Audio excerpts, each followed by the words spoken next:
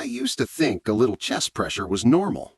After all, I was 68, retired, a little overweight, and dealing with the kind of stress every man my age faces: bills, family worries, and the quiet ache of time passing by. So when my chest started tightening one morning, I told myself it was just anxiety. Maybe the coffee was too strong. It happened again that afternoon. A dull, squeezing feeling right behind my breastbone. Not pain exactly, but like someone pressing a heavy hand against my chest. I took a few deep breaths, walked it off, and told myself, it's fine, it's just stress. For days it kept returning. Short bursts, usually when I was climbing stairs or carrying groceries. It always went away after a few minutes, and every time I brushed it off. Because that's what men my age do, don't we? We endure. We call it just getting older. One evening while mowing the lawn, the tightness came again, stronger this time. It spread to my left arm and my jaw felt heavy. I stopped the mower and bent over, hands on my knees, breathing hard, waiting for it to pass. It didn't. My neighbor Ellen saw me from across the yard and shouted, "You okay, George?" I waved her off, pretending I was fine.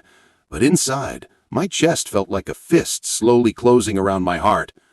I sat on the porch, sweating and trembling, telling myself it was just exhaustion, but deep down, I knew something was wrong. That night, as I lay in bed, I could still feel a faint ache in my chest. It was like my body was whispering, a warning I didn't want to hear. I remember staring at the ceiling and thinking, if it really was my heart, wouldn't it hurt more? That's the thing about denial. It lets you believe you're safe, even when danger is sitting right inside your chest. The next morning I woke up feeling fine. I made breakfast, fed the dog, read the paper. The tightness was gone, and so was my worry. But as I'd soon learn, the heart has a way of giving you calm before the storm. 3 days later, it happened. A Saturday morning, cool and quiet, just the way I liked it. I was trimming the rose bushes in my backyard when the first twinge hit. It started like before, a small squeeze in my chest. But this time it didn't ease up.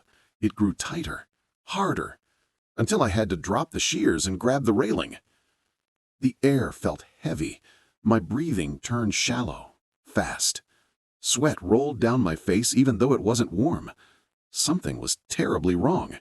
I could hear my own heartbeat, loud, uneven, desperate. Then came the pain shooting into my left arm, crawling up into my jaw like fire under the skin. I tried to stand straight, but my knees gave out. My vision blurred. Everything around me, the garden, the sunlight, the fence, it all faded into a fog. I remember thinking, no, not now. Please, not like this. I don't know how long I was on the ground before Ellen saw me again. Her voice sounded far away, like through water. "George, George, can you hear me?" I wanted to answer, but the words wouldn't come. Then I heard her shouting for help and the distant wail of sirens closing in. The paramedics lifted me onto a stretcher. Their voices were calm, but fast. Possible myocardial infarction, blood pressure dropping. I didn't know what those words meant at the time, but I could feel it in their urgency. My heart was in trouble. Inside the ambulance, one of them held my hand.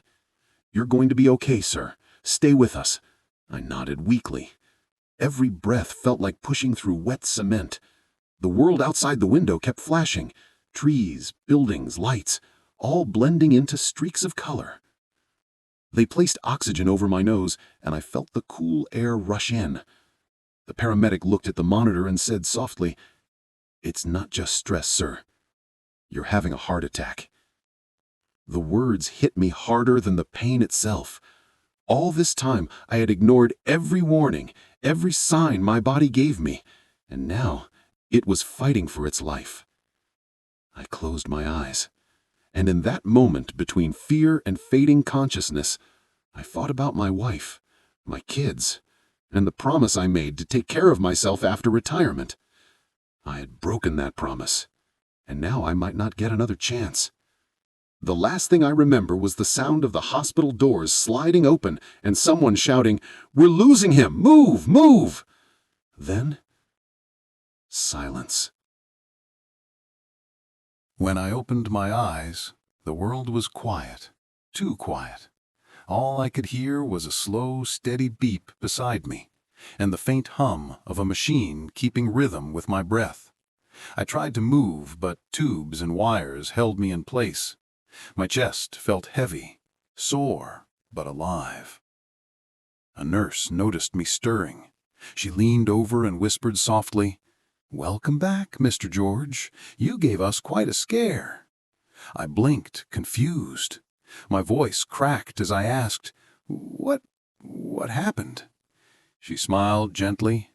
"You had a heart attack, but you're lucky. You made it in time." The words echoed in my mind. Heart attack. I'd heard the term my whole life, on TV and hospital stories, but never thought it would be me. I always thought I had time. A few hours later, Dr. Patel entered the room, the same calm voice from the chaos I vaguely remembered. He pulled up a chair, his tone serious yet kind. "George, you're a lucky man," he said. "You had what we call a mild myocardial infarction, a blockage in one of your coronary arteries." He showed me a scan of my heart, one side glowing red where blood flow had been cut off. Your left anterior artery was about 80% blocked. That's why you felt the chest pressure and fatigue. Every time you brushed it off as stress, your heart was struggling to get enough oxygen. I swallowed hard.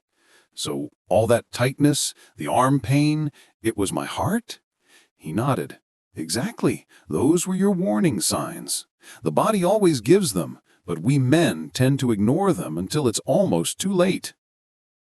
He went on to explain how cholesterol had slowly built up in my arteries, narrowing the blood flow, and one small clot, smaller than a grain of rice, had triggered the entire event. It wasn't stress.